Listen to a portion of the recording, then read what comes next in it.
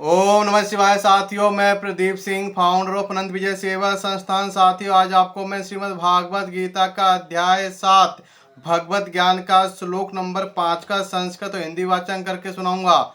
तो श्लोक नंबर 5 है, अपरे यमित तत्वन्यायाम प्रकृतिम वेद्दि मे पराम जीवे भूता महाबाहो येदम धार्यते जगता। इसका हिंदी अनुवाद है, भगवान श्री कृष्ण अर्जुन से कहते हैं, हे महाबाहु अर्जुन, इनके अतिरिक्त मेरी एक अन्य पराशक्ति है जो उन जीवों से युक्त है जो इस भौतिक अपरा प्रकृति के साधनों का विदोहन कर रहे हैं।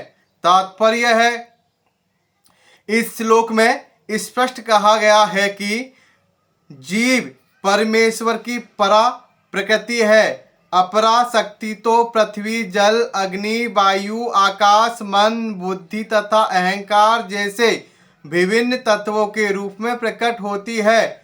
भौतिक प्रकृति ये दोनों रूप स्थूल तथा सूक्ष्म अपरा शक्ति के ही प्रतिफल है।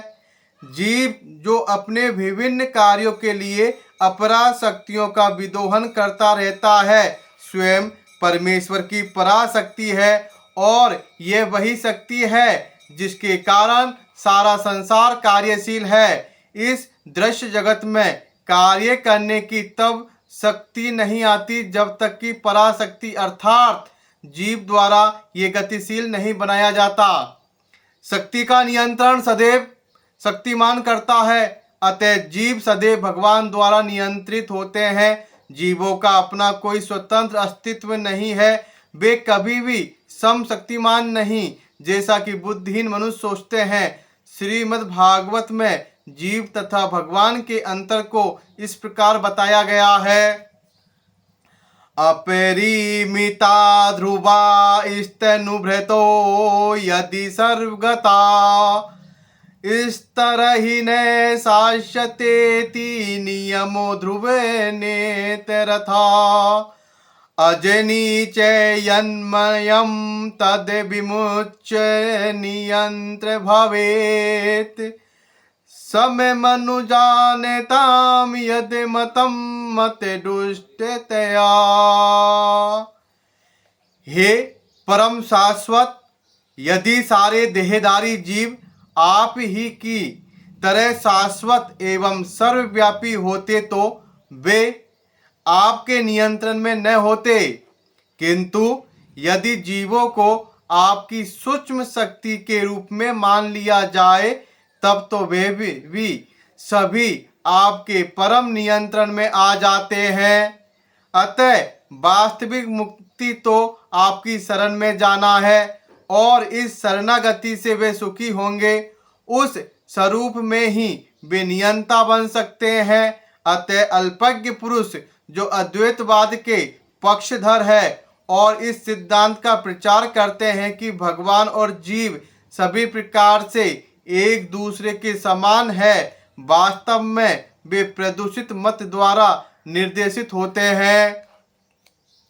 परमेश्वर कृष्ण ही एकमात्र नियंता है और सारे जीव उन्हीं के द्वारा नियंत्रित है। सारे जीव उनकी पराशक्ति है क्योंकि उनके गुण परमेश्वर के समान है, किंतु वे शक्ति की मात्रा के विषय में कभी भी समान नहीं है। स्थूल तथा सूक्ष्म अपराशक्ति का उपभोग करते हुए पराशक्ति को अपने वास्तविक मन तथा बुद्धि की विस्मृति हो जाती है। इस विस्मृति का कारण जीव पर जड़ प्रकृति का प्रभाव है, किंतु जब जीव माया के बंधन से मुक्त हो जाता है तो उसे मुक्ति पद प्राप्त होता है। माया के प्रभाव में आकार अहंकार सोचता है मैं ही पदार्थ हूँ और सारी भौतिक उपलब्धि मेरी है। जब वे सारे भौतिक विचारों से जिनमें भगवान के साथ तादात्म्य में भी सम्मिलित है मुक्त हो जाता है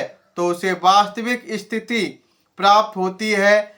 अतः यह निष्कर्ष निकाला जा सकता है कि गीता जीव को कृष्ण की अनेक शक्तियों में से एक मानती है, और जब यह शक्ति भौतिक कलमश से मुक्त हो जाती है तो ये पूर्णतया कृष्ण भावना भावित या बंधन मुक्त हो जाती है।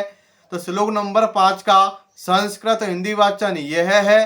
कल फिर मिलेंगे श्लोक नंबर 6 के साथ। ओम नमः शिवाय साथियों, धन्यवाद।